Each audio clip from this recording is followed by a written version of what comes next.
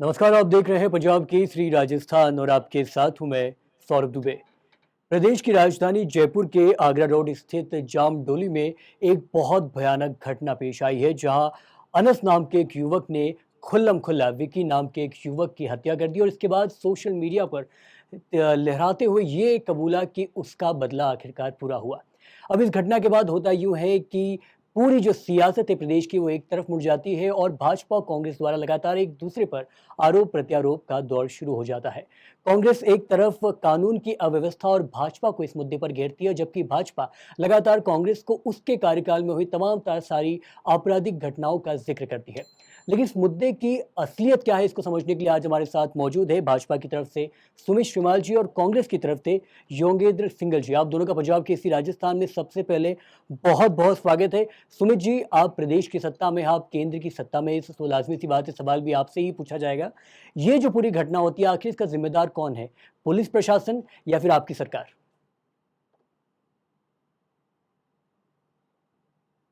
नमस्कार। बिल्कुल, ये घटना दुखद है। और जिस प्रकार से एक विशेष समुदाय से ताल्लुक रखने वाले एक व्यक्ति ने जिस प्रकार से पूर्व में वो आपराधिक प्रवृत्ति का एक व्यक्ति था, और जैसा कि जानकारी में आया कि उसने पूर्व में कई अपराध किए, लेकिन पुराना ये कोई रंजिश का मामला था। जिस प्रकार से अनस ने एक आपराधिक अपनी प्रवृत्ति को अंजाम देते हुए लगातार उसको जारी रखते हुए जिस प्रकार से 14 बार उसने जो अ, उस पे घातक तरीके से हमला किया है, बहुत ही निंदनीय है। भारतीय जनता पार्टी इसकी निंदा करती है। लेकिन वर्तमान में जो भारतीय जनता पार्टी सत्ता में है, तो वो एक विश्वास भी है, क्योंकि ऐसा नहीं है कि अब पूर्व में जिस प्रकार से कानून व्यवस्था का जो बिगड़ चुकी थी कांग्रेस के काल में, लेकिन आज वो 1.5 वर्ष में माननीय मुख्यमंत्री भजनलाल शर्मा जी के नेतृत्व में जिस प्रकार से ठीक हुई है, लॉ एंड ऑर्डर की स्थितियां ठीक हुई है। आप उसका परिणाम भी देखेंगे कि किस प्रकार से अनस को बिल्कुल तुरंत प्रभाव से गिरफ्तार भी कर लिया गया है, और उसके 6 साथियों को डिटेन करके पूछताछ बिल्कुल जारी है। और आप देखेंगे कि आपराधिक प्रवृत्ति या अपराध की कोई जाति नहीं होती, कोई समाज नहीं होता, लेकिन अब बिल्कुल सचेत और सावधान सरकार है। जिस प्रकार से अपराधियों के मंसूबे बिल्कुल पस्त हो चुके हैं, और राजस्थान पुलिस का जो स्लोगन है, अपराधियों में भय और आमजन में विश्वास, उसको लगातार आगे बढ़ाते हुए पुलिस प्रशासन ने अपनी कार्रवाई की है। और अनस की गिरफ्तारी इस बात का एक संदेश देता है। जिस प्रकार से लेकिन उसने जब गिरफ्तार करने उसको गए, तो उसने कांस्टेबल की पिस्टल छीनने का प्रयास किया, तो तुरंत प्रभाव से पुलिस ने एक्शन लेते हुए उसने जब भागने का प्रयास किया, तो ठीक है। उसमें गोलियां चली, उसके पैर ठीक है। में गोलियां भी लगी है, जो कि आज सजग भजनलाल सरकार को जनता के सामने प्रदर्शित करती है। और निश्चित ही जल्द ही ये कंप्लीट इन सब लोगों को डिटेन करके पूछताछ करेगी, और उचित से ठीक उचित है, लेकिन जो कार्रवाई होगी, जी सुमित जी, गंभीर मेरा से लेकिन गंभीर एक और उनको सवाल है। दंड आप दिया जाएगा। अपराधी का या आरोपी का बेखौफ अंदाज देखिए कि वो इस घटना को अंजाम देता है, इस वारदात को अंजाम देता है, सोशल मीडिया पे एक वीडियो शेयर करता है, चाकू लहराते हुए बताता है कि बदला पूरा हुआ। तो इसका मतलब तो ये भी हुआ कि उसको सरकार से, पुलिस प्रशासन से कोई डर भी नहीं है। आपकी कार्रवाई अपनी जगह, लेकिन वो डर, वो खौफ जो अपराधियों में, जो आरोपियों में होना चाहिए था, वो भी खत्म है। देखिए, कोई व्यक्ति जब अपराध करता है, उसके बाद उसको जानकारी होती है कि निश्चित ही कि सरकार किस प्रकार से सजग है, पुलिस किस प्रकार से सजग है, और उसी का मैंने अभी आपको बताया कि उसका परिणाम देखने को मिला। उसने वही कृत्य दोबारा करने का प्रयास किया, तो उसको गोली लगी, अभी वो अस्पताल में है, और बिल्कुल इसके पैरों को छलनी कर दिया गया है। और आप देखिए कि किस प्रकार से, और बिल्कुल डिटेन करके तुरंत गिरफ्तारी हो गई है। और निश्चित ही जल्द से जल्द जितनी गंभीर उसके लिए जो सजा हो सकती है उस अपराध की, वो सजा बिल्कुल माननीय न्यायालय द्वारा और सरकार की तरफ से बिल्कुल पूरे प्रयास करके दिया जाएगा। ठीक है। जी। योगेंद्र जी, मैं आप तक पहुंचना चाहता हूं। सुमित जी की बात आपने सुनी। मैं आपसे सवाल पूछना चाहता हूं कि सुमित जी के कथन से और सरकार की कार्रवाई से क्या आप सहमत हैं? देखिए सर, कल जो ये घटना हुई है आगरा रोड पर जामदौली के पास में, बहुत ज़्यादा दुखद घटना है। मैं अपनी पार्टी की ओर से बड़ा दुख और खेद प्रकट करता हूँ। सबसे बड़ी बात ये है, मेरे साथी मित्र कह रहे थे कि केंद्र सरकार अपराधी। योगेंद्र जी, थोड़ा सा तेज बोलिएगा प्लीज, आवाज आपकी बहुत कम आ रही है। देखिए सर, कल जो ये घटना हुई है जामदौली अपना ये जो माइक लेवल है वो थोड़ा सा ऊपर करके बोलिएगा, होंठ के पास।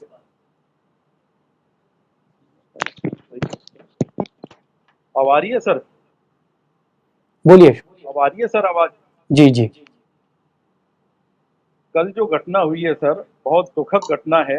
मैं अपनी पार्टी की ओर से ये खेद प्रकट करता हूँ, बड़ा दुख प्रकट करता हूँ। मेरे साथी सुमित जी कह रहे थे कि अपराधियों को डिटेन कर लिया है कुछ समय में, अच्छी बात है। लेकिन सबसे बड़ी बात यह है सर कि आखिर बार बार ये अपराध क्यों हो रहे हैं, इतने ज्यादा अपराधियों के हौसले इतने बुलंद क्यों हो गए हैं कि ना तो किसी पुलिस का डर, ना किसी और का डर, इनको बेखौफ हो किस तरीके से अपराध करते जा रहे लगातार। आप देखिए, केवल एक ये आगरा रोड वाली घटना ही नहीं है, राजस्थान में पिछले दिनों में किस कदर क्राइम चरम पे पहुंच चुका है। आप देखिए, कहीं बजरी माफिया, सवाई माधोपुर में देखिए, बजरी माफियाओं ने पुलिस के ऊपर ही अपनी गाड़ी चढ़ाने का प्रयास किया। बीकानेर में देखिए, टोडा पोस्ट तस्करों ने एसओटी की कार लेके भाग गए। तो ये बेखौफ हो गए।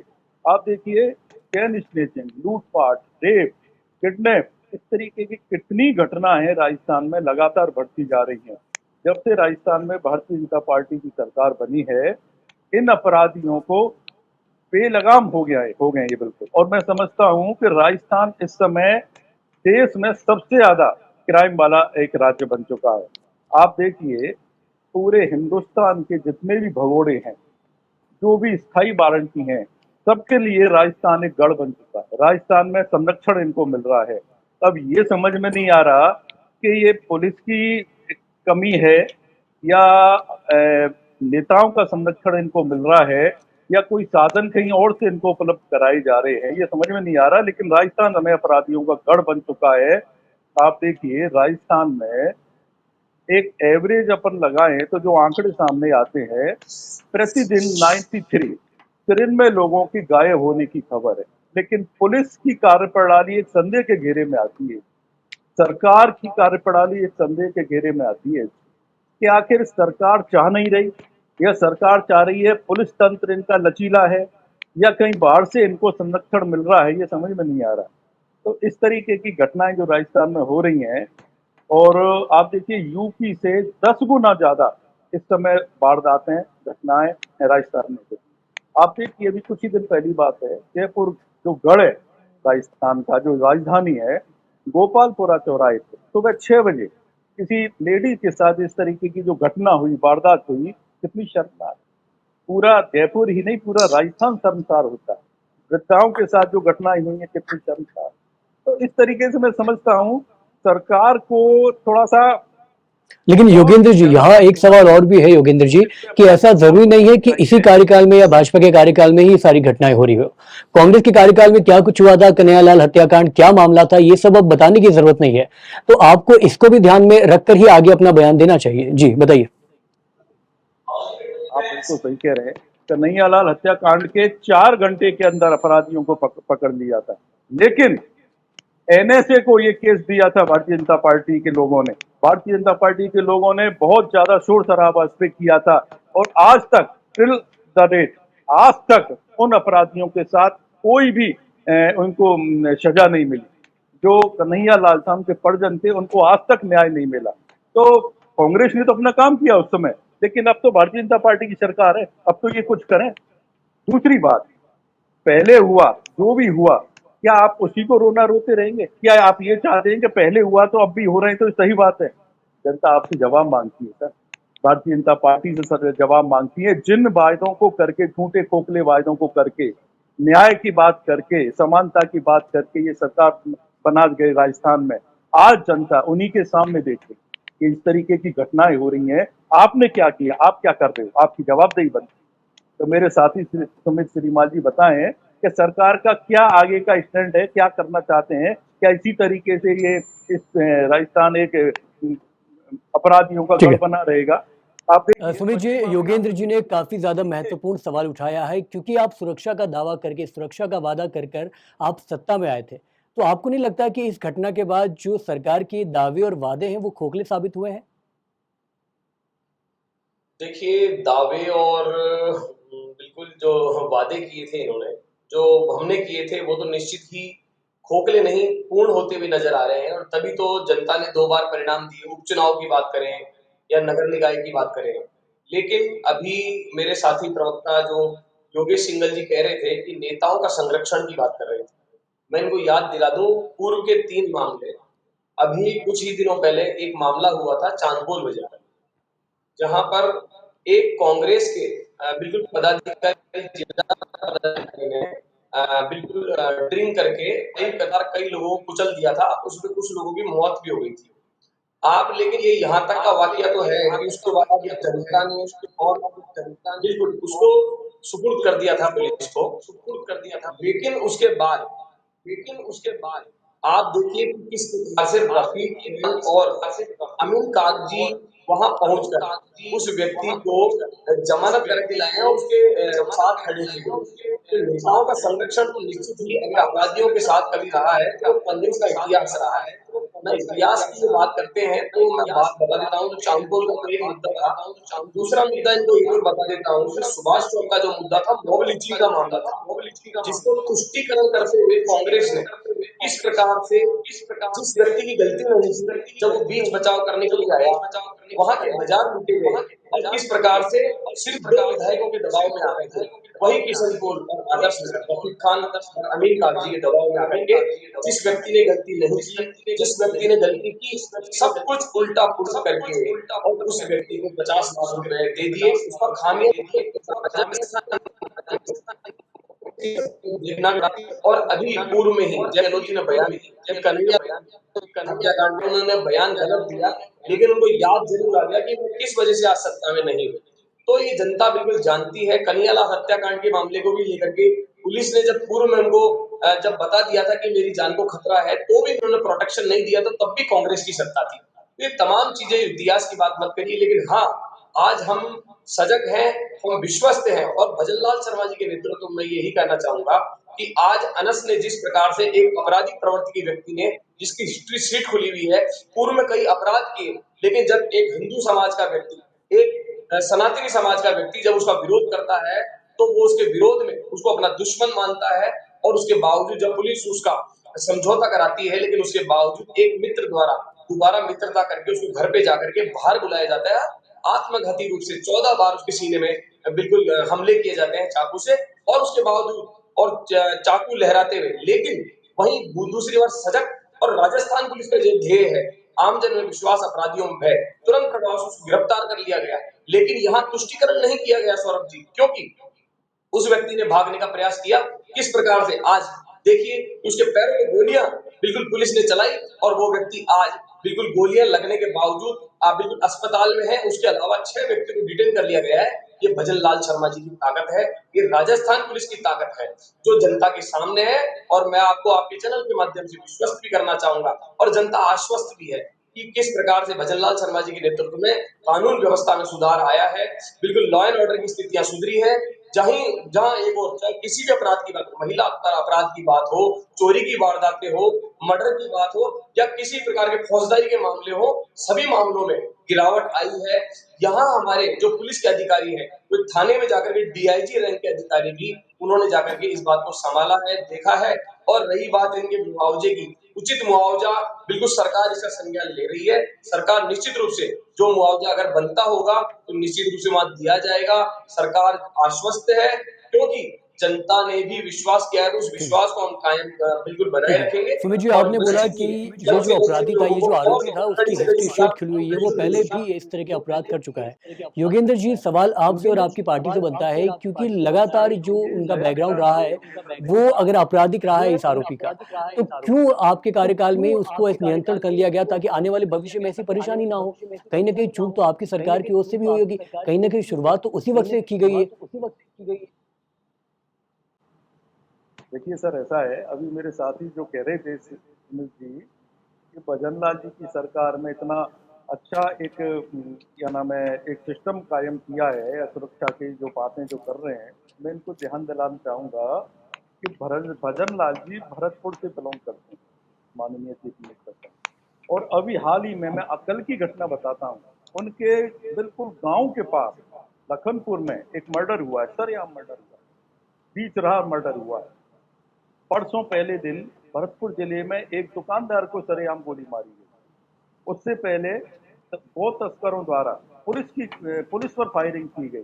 तो आप अपराधों की बात करते हैं, भजन लाल जी की बात करते हैं, हम उनका सम्मान करते हैं, हमारे आदरणीय हैं, हमारे यहाँ से हैं वो। लेकिन सुमित जी, आप भूल रहे हैं कि भारतीय जनता पार्टी के शासन में आप रिकॉर्ड देखिए, मैं आप बताता हूँ आपको, पॉक्सो एक्ट के पिछले 1 साल से और आज तक 7.5% के मुकदमे ज्यादा दर्ज हैं। आप रेप केसेज के देखिए, डकैती के केसेज देखिए, इनकी परसेंटेज देखिए किस कदर बढ़ती जा रही है। और तो और आपके जो विधायक हैं वो सरकार पे आरोप लगा रहे हैं कि ये बजरी जो माफिया हैं, जो पुलिस पर फायरिंग करते हैं, पुलिस पर गाड़ी चढ़ा देते हैं, ये सब सरकार के प्रोटेक्शन में होते हैं।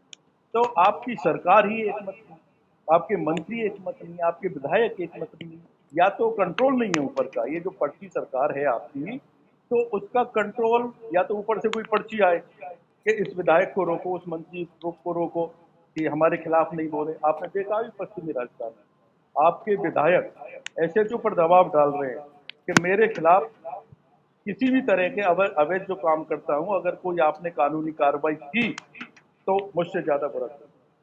तो इस तरीके के सुमित जी, भारतीय जनता पार्टी की सरकार में जो बेखौफ हो रहा है अपराधी बेखौफ घूम रहे हैं। आप देखिए, अभी एक थाने में अपराधी ने बेखौफ होकर रिवॉल्वर लहराई पुलिस वालों के सामने, सारे पेपर्स में आया था, कोई राजस्थान में छपा था, लेकिन कहीं कोई कार्रवाई नहीं। अगर ठोस कार्रवाई पुलिस करे और राजनीतिक दबाव कम हो, राजनीतिक संरक्षण अपराधियों ठीक को है, नहीं मिले, तो ठीक है, मैं समझता हूं कि हर हालत में, हर हाल में राजस्थान में अपराध अपने आप कम हो जाए।